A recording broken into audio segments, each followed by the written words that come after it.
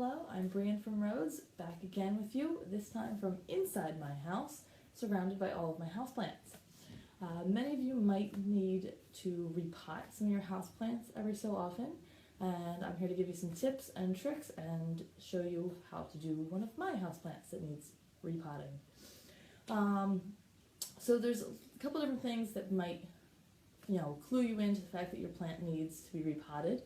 I have this one here who I am now watering. It's a peace lily that I am watering pretty much every couple days, and I used to water it once a week, once every other week. So when it dries out a lot more frequently, that's a good indication that you need to repot. That's one of mine. Another clue is if your roots are starting to show. So this one here is one of my spider plants. I have a lot of spider plants, but you can see that the roots, hard to see on there, some of my roots are starting to become exposed on there. It doesn't help that my kids have knocked over this pot quite a few times and it has fallen out. But you can see that all of these roots are kind of circling around the pot, and that's also a good indication that it needs a new home. So there's that one. And sometimes plants will get a little too big, a little top heavy for their pot. The spider plant kind of behind me here is getting about to that point now, so I'm probably going to repot him into a larger pot. One thing that I do not have a sample of here, but is another reason that you might need to repot, is that the top of the soil might get a little bit of white and kind of crusty looking. That's from a lot of the salts, so especially if you're using hard water to water your plants, you might get a little bit of salt buildup. So that's a good time that you might need to repot your plant. The extra salts can be a little damaging to your roots. Just like too much salt is not good for you, too much salt is not good for your plants. The other things are if your soil has kind of shrunk down a little bit. So my soil level's pretty low in this pot. And you can see this big cluster of the trunk of the plant is kind of out and exposed. That's a good indication that you need to replant your pot. So if it's all kind of sticking out like that, it needs a new home. As you can see, I have a lot of spider plants. A lot of spider plants, a lot of peace lilies, and a lot of snake plants. There's other ones that are, maybe they're not growing well, so kind of like a failure to thrive kind of thing. This poor snake plant has also been knocked over quite a few times by my kids. But it really wasn't growing, and it hasn't really shown any signs of growth for the past year or so. I'm probably a little overdue for repotting this one. So if your plants aren't growing, giving them some fresh soil will kind of reinvigorate them and help them to grow healthier and stronger. So also this one has fallen out, and so he's got a couple issues. Alright, and one other reason that you might need to repot is if during this whole pandemic you've been hanging out and repainting a room, maybe one of your pots no longer matches and you just need a new color pot. So there's a lot of different reasons. So if the pot doesn't fit or the plant doesn't fit in the pot, you can decide to repot. Of course, we're dealing with houseplants. I have an old towel down here, so that way I don't ruin my wood floors as I'm doing this. I will often wait to do it outside, just to make sure that it's all fresh. But it's been a little chilly recently, so I haven't wanted to do my repotting outside yet, but I figured I would do this for you. So a good thing to do is to pick the right size pot. So for whatever plant you're going to repot, you want to kind of pick the next size up. So if you're dealing with a plant here, this one's probably about a 7-inch pot. Hands make handy measurements. On my hands, this is 6 inches, it's 7 inches, so I can kind of do some measurements and figure out what size pot I need. So for that one, so I could use something like this, something a little bit larger. I'm going to use a different pot than this for this little guy who I'm going to demonstrate for you today. But you just kind of want to go up one size. You don't want to put a little plant inside of a really huge pot, or it's not going to, the roots aren't going to get the moisture that it needs. You want to make sure that the water level is going to be kept even. So one size up kind of keeps the moisture level where it should be. So you want to pick the right size pot. Because I'm dealing with, of course, indoor plants, and some pots will have a built-in saucer, which is nice. Doesn't hold a lot of water, but it helps out a lot for your plants that are on, your wood surfaces, tables, windowsills, whatever. So I will usually use I would use a saucer to go underneath of them. That helps to catch any extra water as you're doing that. These are clear plastic, so you really don't see them, so it's not anything that's too terribly ugly. And underneath of all my pots, I will often have one of these cork mats. So it's got hard plastic on the one side, it's cork on the other side, so it's semi-absorbent.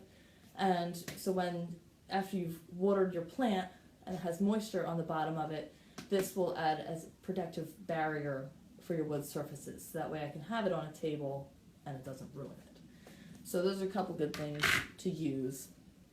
The other good thing that if you don't want, because pots all have a drainage hole, okay? And you want your pots to have a drainage hole. It's going to allow the water to come out and keep your plants nice and healthy and even with their moisture. So a drainage hole is a good thing to have with houseplants. If you do not have a hole in your drainage hole in your pot, you are going to want to leave the plant in its plastic container. So got a little guy here that I haven't. So you would leave it in this and then kind of set it just right into your other pot, and that way you can take this one out to water it and then put it back into the decorative pot on the outside. You don't want your plants sitting in water, which can happen if they're left in a pot with no drainage. All right, all of my plants are pretty low maintenance plants, so if you're looking for low maintenance plants, these guys are it.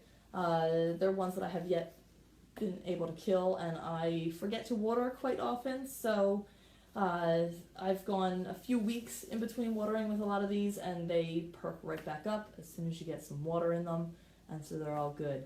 Your peace lilies will really wilt down when they need water, so that's a good indication that you need to water them. Spider plants, if you let them go really long, I've actually been keeping up on mine, so mine aren't in too bad of condition, but they will start to almost get translucent. So if you start to see them get to that point, that means that they really need some extra water.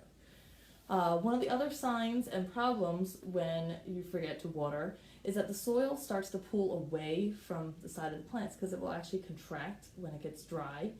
So as you water, the water will actually just go right down the sides of the pot and won't get to the roots in the middle.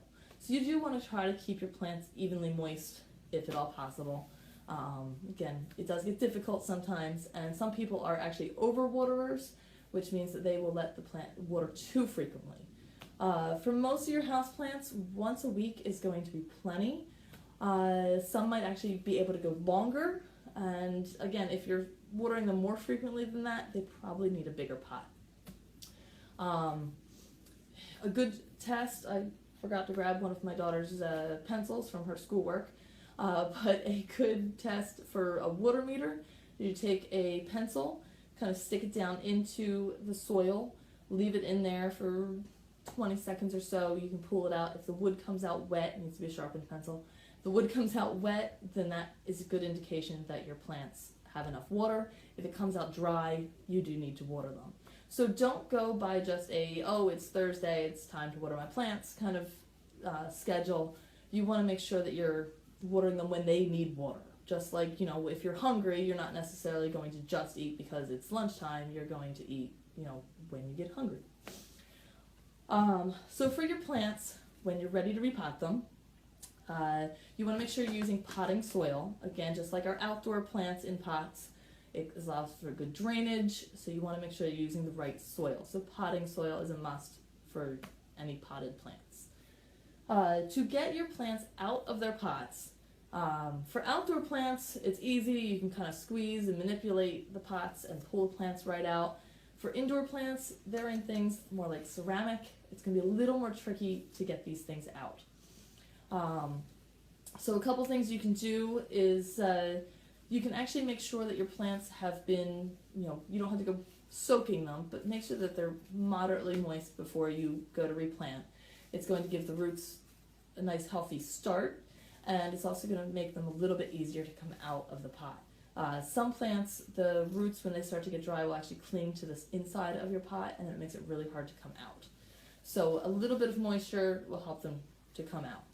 Some plants will come out pretty easily, and you can just kind of turn it up, kind of give it a little pull. You can turn it upside down a little bit and pull it out that way. It makes a little bit more of a mess, but if they're giving you a little bit of trouble, gravity can help you. You can also, if it's really giving you trouble, kind of turn it upside down and lightly bang it on a counter. Don't bang it too hard, it's going to crack your pot, but lightly bang it on the counter, and that will kind of loosen it up and help kind of give it that little oomph to come out of your pot. If it's really giving you trouble, you can always pull out a butter knife or so and kind of go just loosely down around the sides of your pot, just kind of loosen up those roots, especially if they're really root bound and kind of starting to grow into the side of the pot. So that's getting them out. In my case, I just let my kids knock them over and they fall right out. For other things, that little guy fell off. I can repot him later. Plants that are in pots that kind of have a curve inward, it's going to be a lot more difficult to get a plant like this out of its pot. Because this one grows up like this, it's easy to just pull it right out. In something curved, the soil is going to kind of bang against it and it's not going to come out.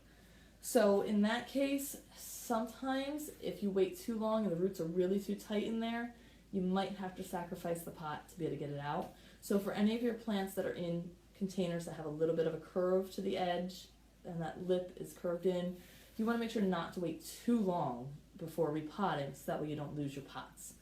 So again, this one, when I repot something in this one, it has that little extra curve to that one, which gives it a nice look, but it will be a little trickier, so I want to make sure to repot this one sooner rather than later.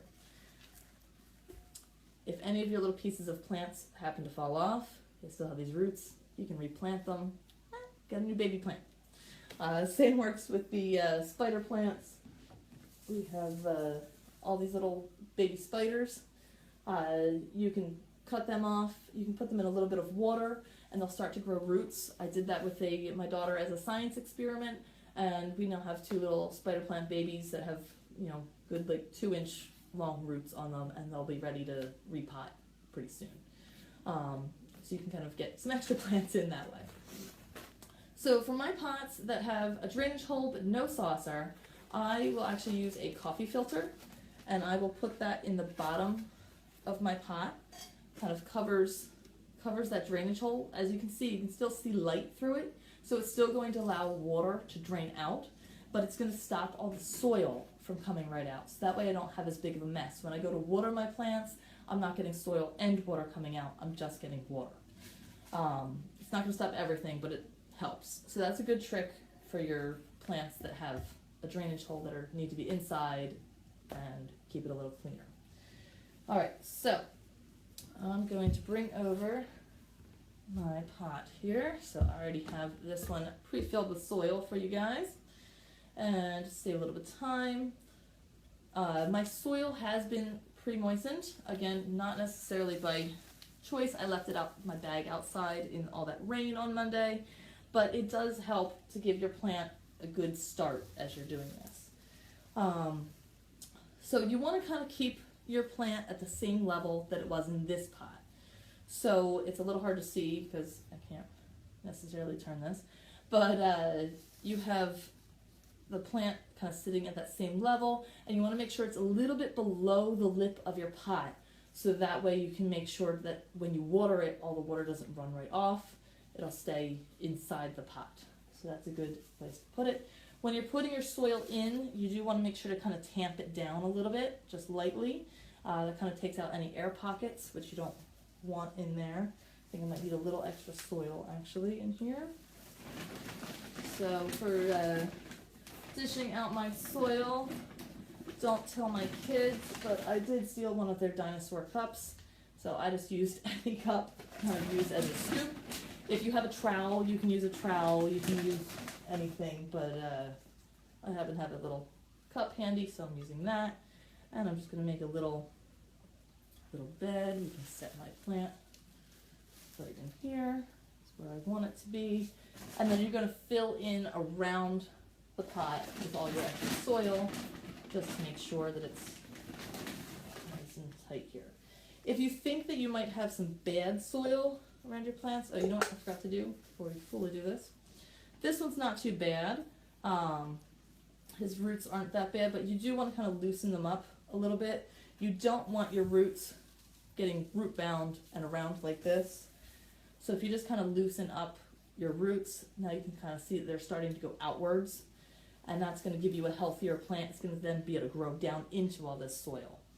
If you do have a pot that's a plant that's in not so good soil, it's a good idea to kind of remove some of that old soil and kind of start fresh.